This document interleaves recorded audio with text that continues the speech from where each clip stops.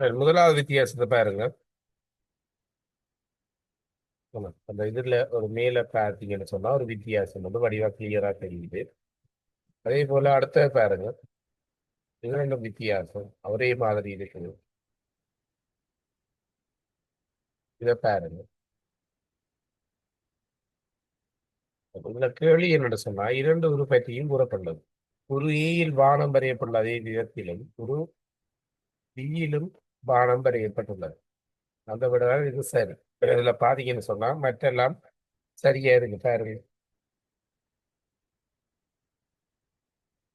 இது கிளியரா உங்களுக்கு நிறைய கவனிச்சு கொள்ளுங்க.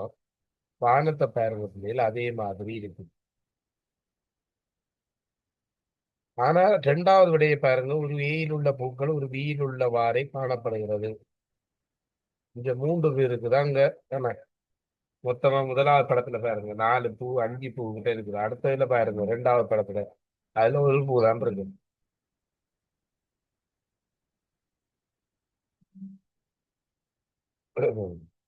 ஹலோ.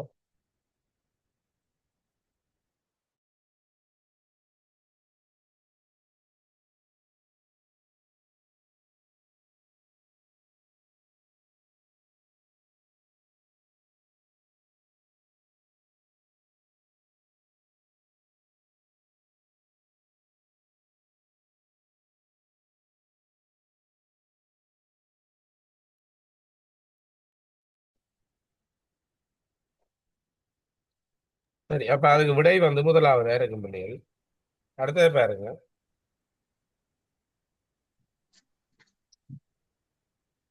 இரண்டாவது படத்தை பாருங்க. இதுவும் பாஸ் பேப்பர்ல வந்தது. அதைக்கிற விளங்குதாமா?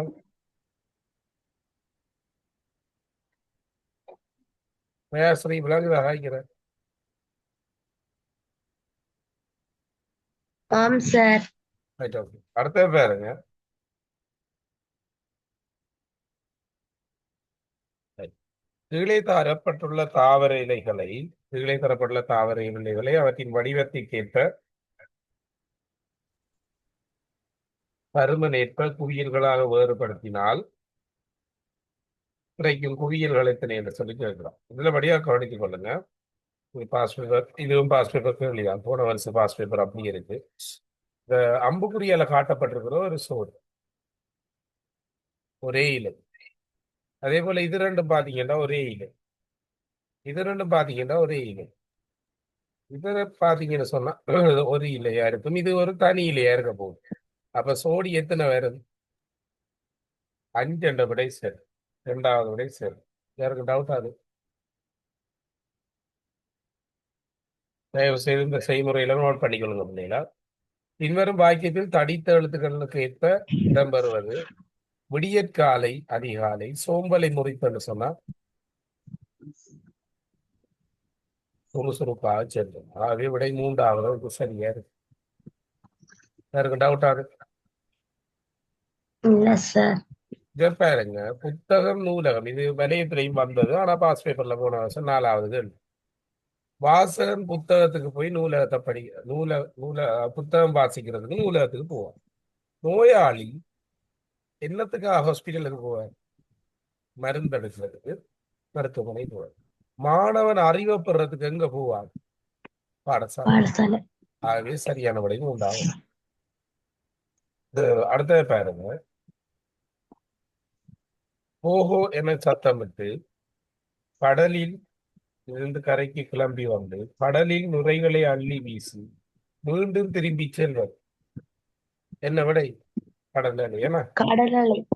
அதே போல இதுக்கு பாத்தீங்கன்னு சொன்னா ஓடுற ஒழுங்குபடுத்தினீங்கன்னு சொன்னா பிள்ளைகள் இரண்டாவது விடை வேறு. முதலாவது பாருங்க. ஒரு இறைச்சி துண்டை வாயில் எடுத்த நாய் ஒற்றையடி பாலத்தின் வழியே சென்றது. ஒரு இறைச்சி துண்டை வாயில் வைத்திருக்கும் வேறொரு நாய் நீரில் இருப்பது போல அதுக்கு தோன்றியது. சரியா? இரண்டாவது விட சரிதானே இருக்கு.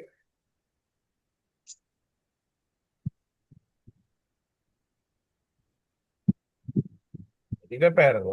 அஹ், அடைப்புக்குள் வர வேண்டியது இருக்கிறாங்க. இந்த ஓடருக்கு அதாவது நேர் வரிசையில கருப்பு வந்திருக்கு பாருங்க.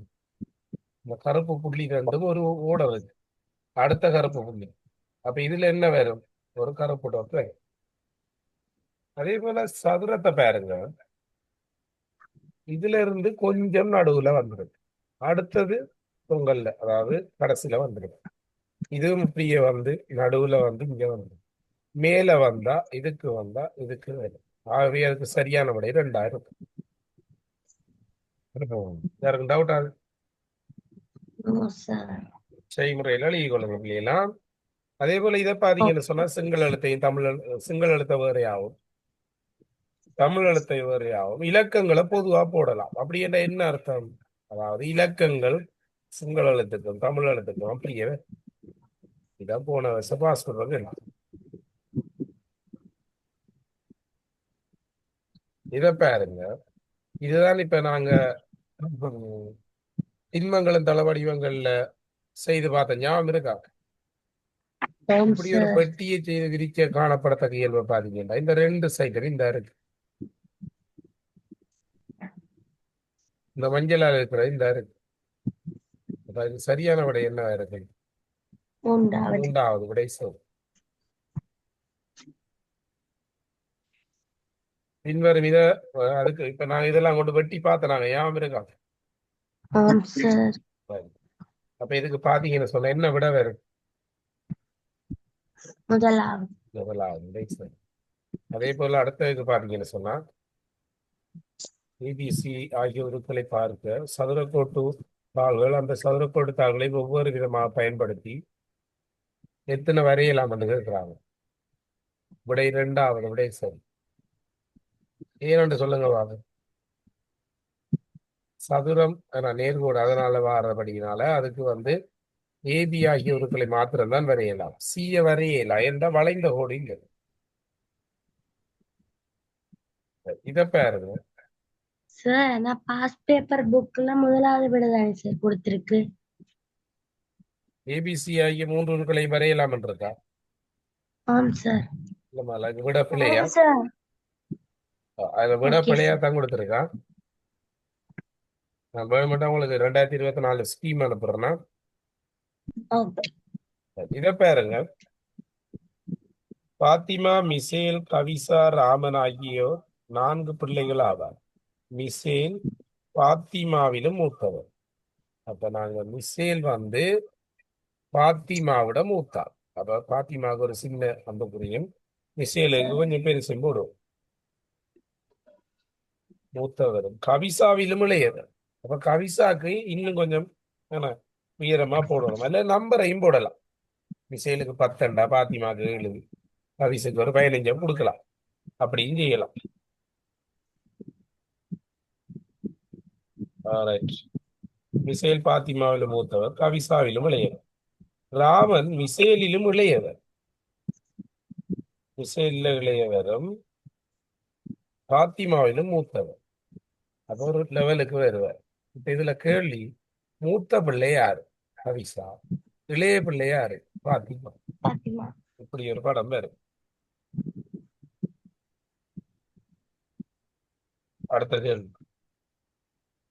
செய்முறை எழுதுறீங்களா? டைம் வேணுமென்று சொன்னா கேளுங்க.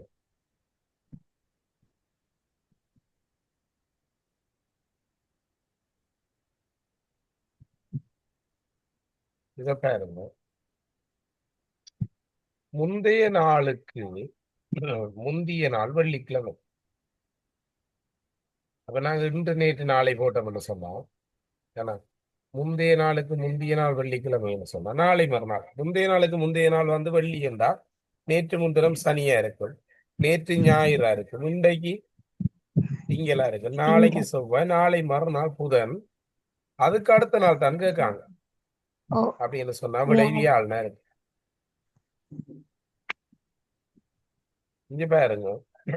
5 இயந்திரம் 5 நிமிஷத்துல 5 பொம்மை செய்யணும்டா, ஒரு இயந்திரம் 5 நிமிடத்துல ஒரு பொம்மை செய்யும். இது விளங்குதா? ஓ.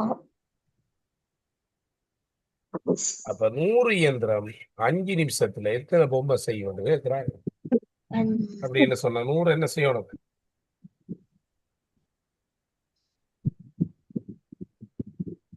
100 இயந்திரங்கள் 100 பொம்மைகளை செய்யறதுக்கு 5 நிமிஷம் தான் எடுக்கும்.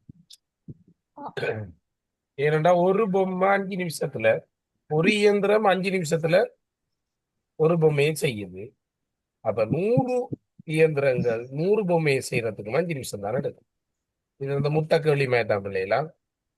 ஆம் சார். அடுத்த கேள்வி.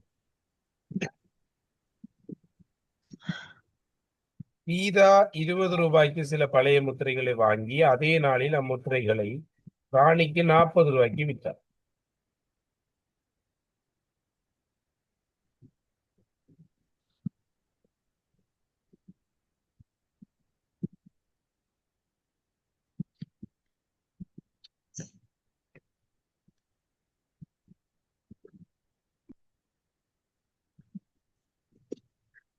சரி, விற்றார். அடுத்த நாள் ராணியிடமிருந்து கீதா அம்முத்திரைகள் அனைத்தையும் வாங்கி 60 ரூபாய்க்கு திரும்ப வாங்கினார்.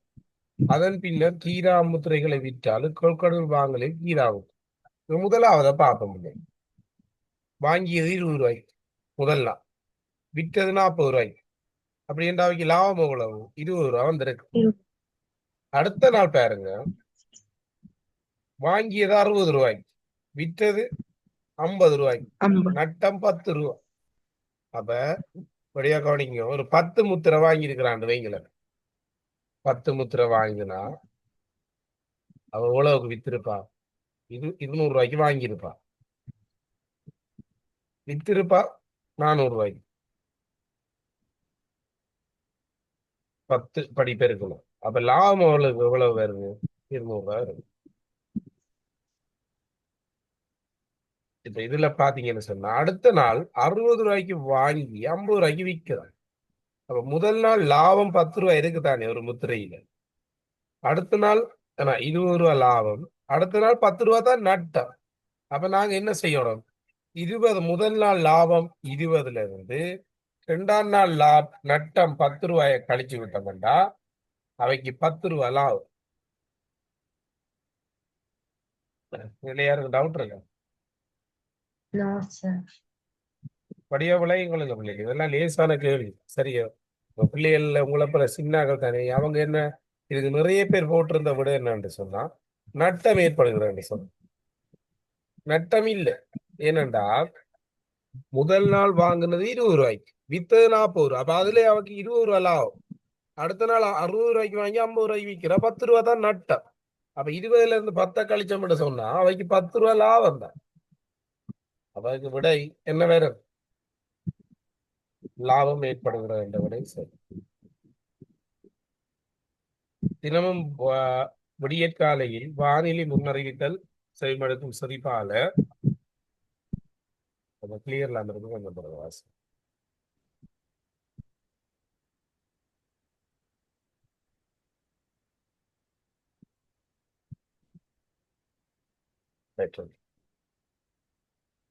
தினமும் விடியற்காலையில் வானிலை முன்னறிவித்தலின்படி செயல்படுத்தும் சிரிப்பால மழை பெய்யும் நாட்களில் மாத்திரம் தனது மோட்டார் காரில் அலுவலகத்துக்கு செல்வார். அவர் மழை பெய்யும் ஒவ்வொரு நாளும் தவறாமல் தனது குடையையும் எடுத்துக்கொண்டு செல்வார். அதற்கேற்ப கூற்று சரியானது. இதுல என்னடா, அவர் காலையில வெதர் ரிப்போர்ட் கேட்கிறார், வானிலை அறிக்கை கேட்டுட்டு மழை பெய்யும் என்று சொல்லி, இன்று கிழக்கு ஊவா மாகாணங்களில் அதிக அளவு இடியக்கூடிய மழை பெய்யும் என்று சொல்லி சொன்னா கார்ல போவார். கார்ல போக்குள்ள கட்டாயமா என்ன மழை பெய்யுற ஒவ்வொரு நாளும் அவர் கூடைய கொண்டு போவார். இதான அதுல கூற்று. இப்ப கேள்வி என்னண்டா, சரியான கூற்று அது. சிறிபால உடையை எடுத்துக்கொண்டு அலுவலகத்துக்கு செல்லும் ஒவ்வொரு நாளும் தனது மோட்டார் காரில் செல்கின்றார். அடுத்த பாருங்க, திரு ஸ்ரீபால தனது மோட்டார் காரி அலுவலகத்துக்கு செல்லும் சில நாட்களில் கூட எடுத்துக்கொண்டு செல்வதில்லை. அது சரியா? இல்ல. இல்ல, பிள்ளை. என்ன, ஸ்ரீபால தனது மோட்டார் காரி அலுவலகத்துக்கு செல்லும் ஒவ்வொரு நாளும் கூட எடுத்துக்கொண்டு செல்கிறார். எந்த விட சரி? மூன்றாவது. மூன்றாவது. ஏன் முதலாவது வராது?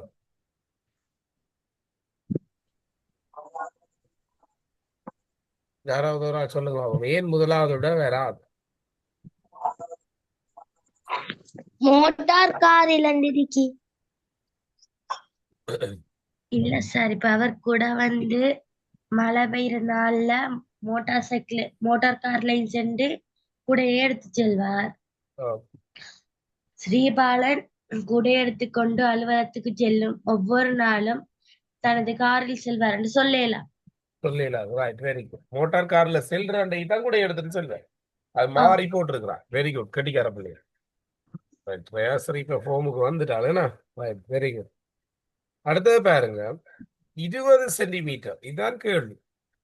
20 சென்டிமீட்டர் உயரமுள்ள ஒரு போத்தலில் 8 சென்டிமீட்டர் உயரத்துக்கு நீர் உள்ளது. அதுல உயரம் எவ்வளவு? 20 சென்டிமீட்டர் இல்லையா? ஓ, ரைட். அதுல பாத்தீங்கன்னு சொன்னா நீர் உள்ள இந்நீரின் அளவானது போத்தல் கொள்ளும் நீரின் மொத்த அளவின் அரைவாசி ஆகும். இதுல பாத்தீங்கன்னு சொன்னா 20 சென்டிமீட்டர் போத்தல்ல 8 சென்டிமீட்டர் உயரத்துக்கு நீர் உள்ளதுன்னு சொல்லிட்டான். போத்தல் கொள்ளும் நீரின் மொத்த அளவில் அரைவாசி ஆகும். நாலு. நீர் வெளியே செல்லாதவாறு மூடி போத்தலை கவிழ்க்கும் போது நீர் மட்டத்தின் உயரம் சென்டிமீட்டர்ல எத்தனை இருக்கு? அதாவது கவனித்துக் கொள்ளுங்க பிள்ளைகள். இதுல பாத்தீங்கன்னு சொன்னா இதான் போத்தல் வைங்க. இதுக்குள்ள 8 சென்டிமீட்டர் தண்ணி இருக்குது.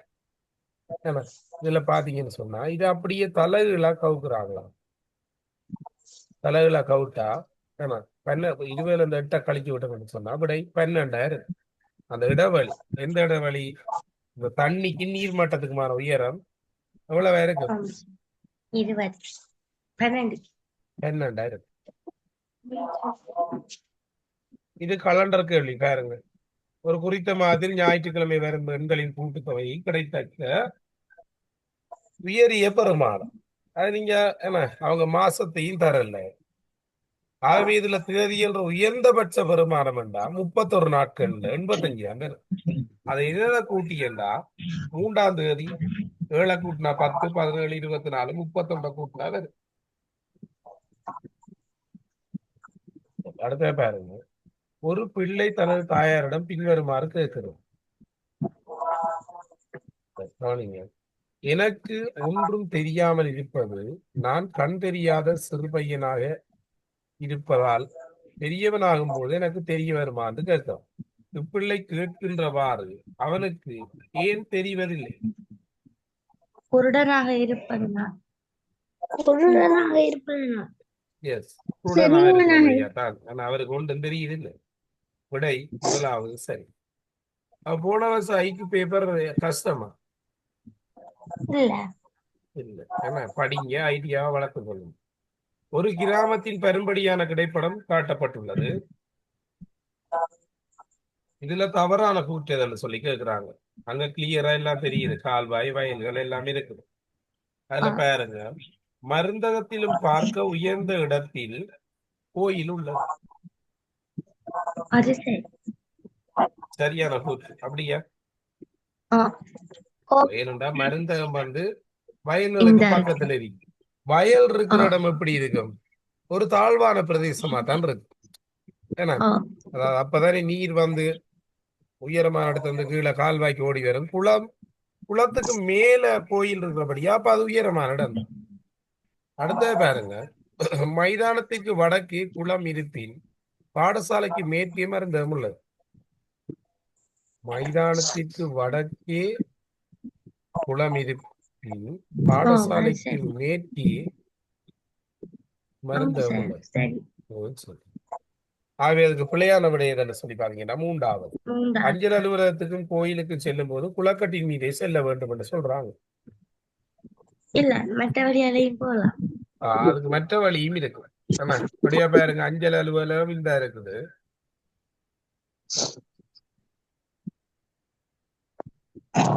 அதுல அப்படியே ஆகவே போய் கவனித்துக் காட்டுக்குள்ள கொள்ளுங்க. அதுக்கு போயிடும். விடை 3வது இருக்கு. ஏபி ஆகிய உருக்களை ஒன்று சேர்த்து அமைக்கத்தக்க ஒரு திண்ம வடிவத்தை காட்டும்படி இருக்கிறார். இதுல பாத்தீங்கன்னு சொன்னா ஏயில 1, 2, 3, 4 குட்டிகள் இருக்கு. பியில பாருங்க 4, 3, 7, 10, 11 வேற. அப்ப ரெண்டையும் கூட்டி விடியலண்டா வார விட எது வேற இருக்குது? இந்த இருக்கிற அப்படி இருக்குது, இதுல இருக்கிறது சைட்ல இருக்குது. ஆகவே அதுக்கு சரியான விடை முதலாவது.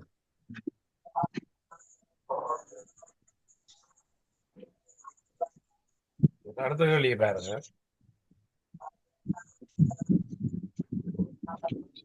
ஒரு முற்றத்தில் வரையப்பட்டுள்ள ஒரு சதுரம் உருவில் காட்டப்பட்டுள்ளது. அதில் வடக்கு திசை குறிக்கப்பட்டுள்ள ஏபிசிடி ஆகிய 4 இடங்களில் நிற்கும் 4 பிள்ளைகள் இடையே ஏயில் நிற்கும் பிள்ளையும் சியில் நிற்கும் பிள்ளையும் கிழக்கு திசையையும் பியில் நிற்கும் பிள்ளையும் டியில் நிற்கும் பிள்ளையும் மேற்கு திசையையும் நோக்கி நிற்கின்றன. இவர்களுடைய முகத்திற்கு முகம் நோக்கி இருக்கும் பிள்ளைகள் இது வேறு.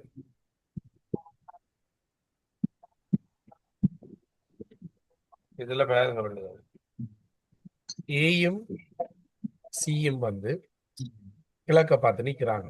அப்ப அம்புக்குரியனா கிழக்கு பக்கம் போட்டிருக்கு. அதே போல பியும் டியும் மேற்க பார்த்து நிக்கிறாங்க. எதிரெதிர யார் யார் பார்த்து நிற்பாங்க?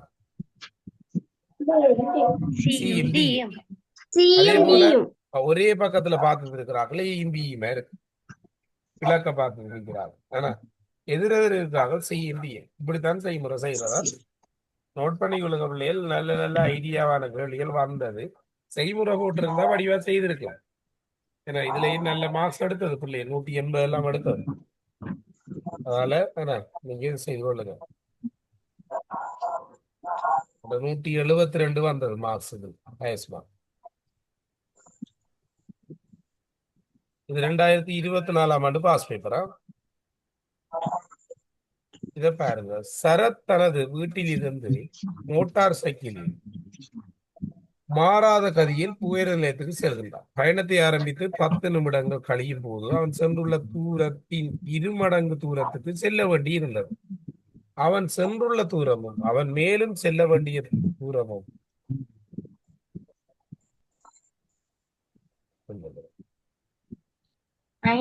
சென்றுள்ள தூரமும் அவன் மேலும் செல்ல வேண்டிய தூரமும் அவர் மேலும் எவ்வளவு நேரத்துக்கு சென்ற பின் சமனாக இருக்கு. கவனித்துக் கொள்ளுங்க. சரத் தனது வீட்டில இருந்து சரியா ஸ்பீட்ல ஓடுறான். 10 நிமிஷம் கழியும் போது சென்றுள்ள தூரத்தின் 2 மடங்கான தூரத்தில், அதாவது 1 மடங்கு போயிட்டான். 1 மடங்கு போறதுக்கு எவ்வளவு எடுக்குது? இதுதான் மொத்த தூரம் என்று வைங்கள. 3ல் 1 பங்கு 10 நிமிஷம் எடுக்கு. படியாக கவனித்துக் கொள்ளுங்க. சரத் தனது மோட்டார் சைக்கிளில் சீரான கதியில் புகையிரத நிலையத்துக்கு செல்கிறான். பயணத்தை ஆரம்பித்து 10 நிமிடங்கள் கழியும் போது அவன் சென்றுள்ள தூரத்தின் 2 மடங்கான தூரத்திற்கு மேலும் செல்ல வேண்டி இருந்தது. இது விளங்குதா? அதாவது அவன் ஆரம்பிக்க 10 நிமிஷம் கழியும் போது அவன் சென்றுள்ள தூரத்தில் 2 மடங்கான தூரத்துக்கு மேலும் செல்ல வேண்டி இருக்குது. அவன் சென்றுள்ள தூரமும் அவன் மேலும் செல்ல வேண்டிய தூரமும் அவர் மேலும் எவ்வளவு நேரத்துக்கு பின் சமமாக இருக்கு. இப்ப நான் 3ல் 1 எடுக்கிறேன். அது அடுத்தது 3ல் 1 3ல் 1. அப்போ அவர் 10 நிமிஷத்துல உலகம் போயிட்டார். அடுத்த 10 நிமிஷத்துல உலகம் போவார். அடுத்த 10 நிமிஷத்துல உலகம் போவார்.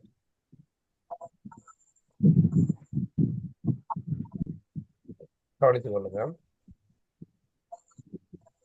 மொத்தமா அவருக்கு 30 நிமிஷம் பிடிக்கும்.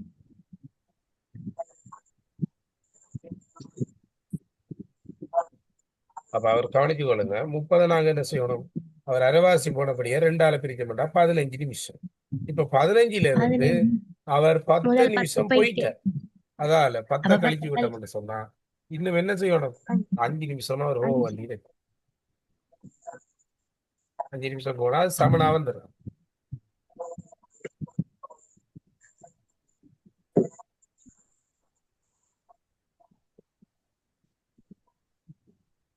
உதாரணமா கீழே பாருங்க பிள்ளைகள், விளங்காதாக்கள் 30 கிலோமீட்டர் தூரம் வந்து வைங்க. சரியோ? அதாவது சரத்திர வீட்டில இருந்தும் உயர் நிலையத்துக்கு 30 கிலோமீட்டர் வந்து வைங்க. கிலோமீட்டருக்கு 10 கிலோமீட்டருக்கு 10 நிமிஷம் உண்டா, 30 கிலோமீட்டருக்கு 30 நிமிஷம். அவர் போறதுல வந்து அரைவாசி போற 2ஆல பிரிக்கணும்னு சொன்னா 15 நிமிஷம். 10 நிமிஷம் போயிட்ட. அப்ப 10 கழிச்சு விட்ட மாட்டா, அதுக்கு விட வேற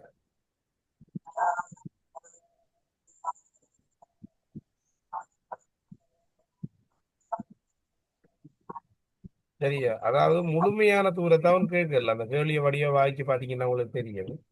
சரத் தனது வீட்டிலிருந்து மோட்டார் சைக்கிளில் சீரான கதியில் புயல் நிலையத்துக்கு செல்கின்றார். பயணத்தை ஆரம்பித்த முதல் 10 நிமிடங்கள் கழியும் போது அவர் சென்றுள்ள தூரத்தின் இருமடங்கான தூரத்துக்கு செல்ல வேண்டி இருக்கு. 10 கிலோமீட்டர் போயிட்டார், 20 கிலோமீட்டர் போக வேண்டி இருக்கு.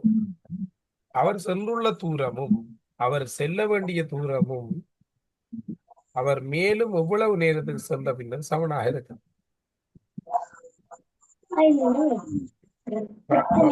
மொத்தம் வந்து பாத்தீங்கன்னு சொன்னா 30 கிலோமீட்டர் வேண்டா, அதாவது அரைவாசி 15, அவர் 10 போயிட்டார், கழிச்சு விட்ட வேண்டாம் 5 நிமிஷம். அடுத்த பாருங்க, ஒரு நிலைக்குத்து சுவரை சூழப்பட்டுள்ள 9 மணியாக இருக்கும் போது அதன் மணித்தியாலமுள் கிழக்கு நோக்கி செல்கிறது. அப்படின்னா அது தலைகீழா இருக்கு. என்ன? கடிகாரம் நேரடியாக நின்று கொண்டு நேரத்தை பார்க்கும் ஒருவர் எத்திசையை நோக்கி சரியா நின்று பார்ப்பார். தெற்கு பக்கம் இருந்து பார்த்தா தான் அவருக்கு சரியா 9 மணி தெரியும். அப்ப என்ன விடையா இருக்கும் அது? தெற்கா இருக்கும். ஒரு நாளில் 6 மணி தொடக்கம் பிற்பகல் 6 மணி வரை நேரத்தில் கடிகாரத்தின் மணித்தியால முள்ளின் மீது நிமிடம் உள் எத்தனை தடவை செல்லும்? 11. இது சொன்னா பாருங்க. முதல் தரம் படாது. முதல் தரம் படாது. இதுல பாத்தீங்கன்னா உங்களுக்கு தெரியும்.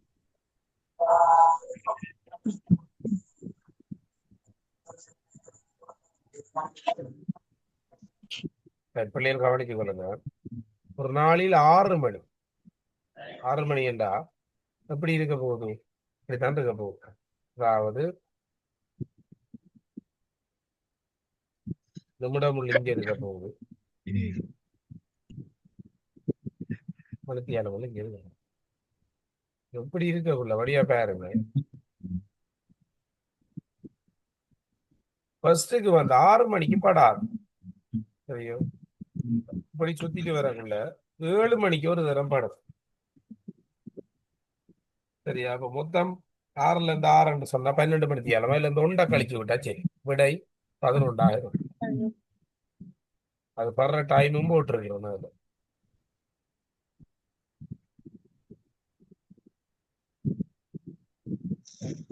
கிளியர் அந்த கேள்வி?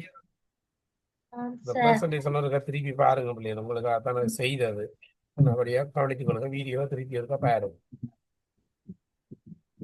மாணவன் ஒருவரிடம் ரூபாய் 10, 5 நாணயமும் 2 நாணயம் மாத்திரம் உள்ளது. மாணவன் நாணயம் ஒன்றை அல்லது சிலவற்றை அல்லது எல்லாவற்றையும் பயன்படுத்தி அவன் ஒன்றிலிருந்து வேறுபட்ட எத்தனை வீதமா எடுக்கலாம் என்று கேட்கிறான். முதல் 10 ரூபாயை ஒன்று எடுக்கலாம், 5 ரூபா உண்டு, 2 ரூபா உண்டு. திருப்பி 10 ரூபாயோட 2 ரூபா எடுக்கலாம், 10 ரூபாயோட 5 ரூபா எடுக்கலாம், 5 ரூபாயோட 2 ரூபா எடுக்கலாம், 10 ரூபாயோட 5 ரூபா எடுக்கலாம். இப்ப எத்தனை வித்தியாசமான முறைகள் எடுக்கலாம்? 7 தடவை. விளங்குது அந்த கேள்வி? அடுத்தது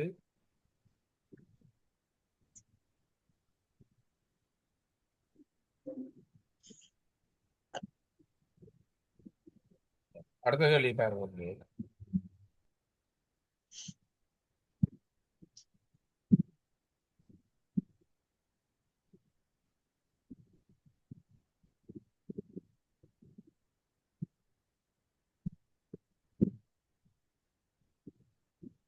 அடுத்த பாருங்க.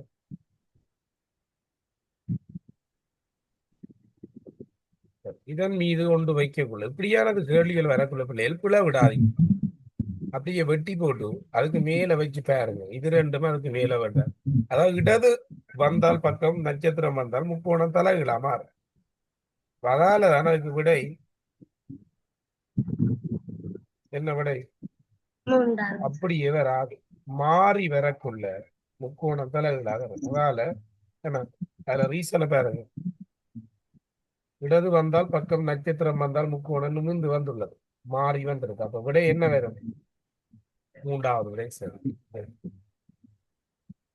ஏபிசி ஆகிய பாத்திரங்களில் 3 பாத்திரங்கள் உள்ளது. 3 பாத்திரங்களை படிமுறையை கருவி பாத்திரம் ஏயில் உள்ள நீரின் அரைவாசி பியில் விடுதல். இப்ப ஏயில 16 லிட்டர் கண்டு வைங்க.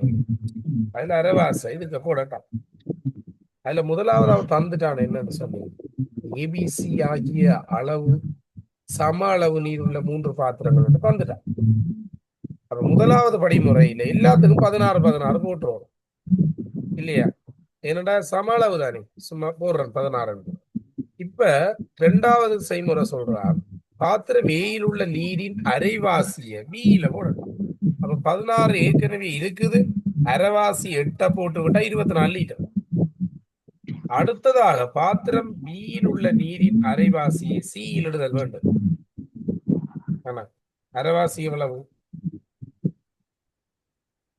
24 அரைவாசி 12,000 விடுதல் வேண்டும். ஒவ்வொரு பாத்திரத்தில் உள்ள நீரின் அளவுக்கு ஏற்ப வேறு வரிசையில் எழுதுனா எது ஃபர்ஸ்டா வரும்? டி. இதுக்குள்ள பாத்தீங்கன்னு சொன்னா 8 15 ஆனா 33 லிட்டர். இதுல பாத்தீங்கன்னா 24ல இருந்து 12 போயிட்டுது. அப்ப 12 லிட்டர் தான் இருக்கும். அடுத்தது பாத்தீங்கன்னா 30 லிட்டர்ல இருந்து 15 போயிட்டுது. அப்ப 15 தான் இருக்கு. அப்ப விடை பிசிஏ இருக்கு.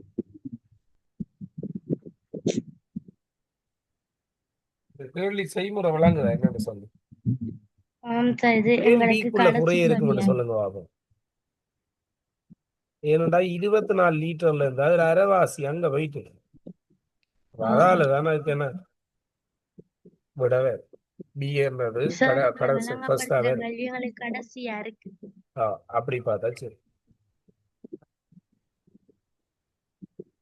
ஏனண்டா பின்னர் திருப்பி ஒருக்க சொல்லி தருவா பிள்ளைகள், பிரயாசனை மட்டும் தான் காய்க்கிற மாதிரி இருக்கு. மற்றாக்கள் விளங்கலையா, என்ன விளக்கம் ஒண்ணு கேக்குறீங்க இல்ல?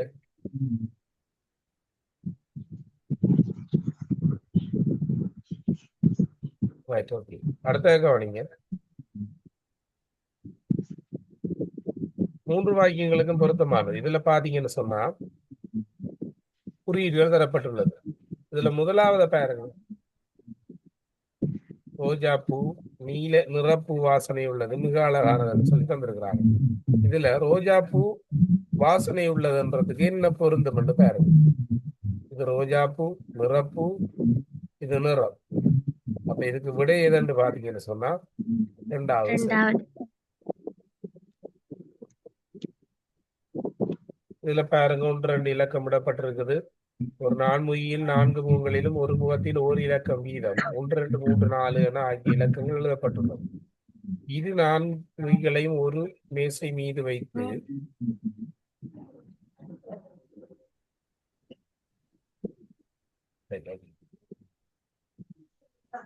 இதுல மிச்ச கேள்வி பிள்ளைகள் 30 தான் பார்த்துருக்குறோம். மிச்ச கேள்வியை நாங்க அடுத்த கிளாஸ் பார்ப்போம். சரியா, டைம் போயிட்டது. அடுத்தது இந்த வீடியோஸ் ஒருக்கா பாருங்க. இதுல விளங்காட்டி எனக்கு தனியா அனுப்புங்க, நான் உங்களுக்கு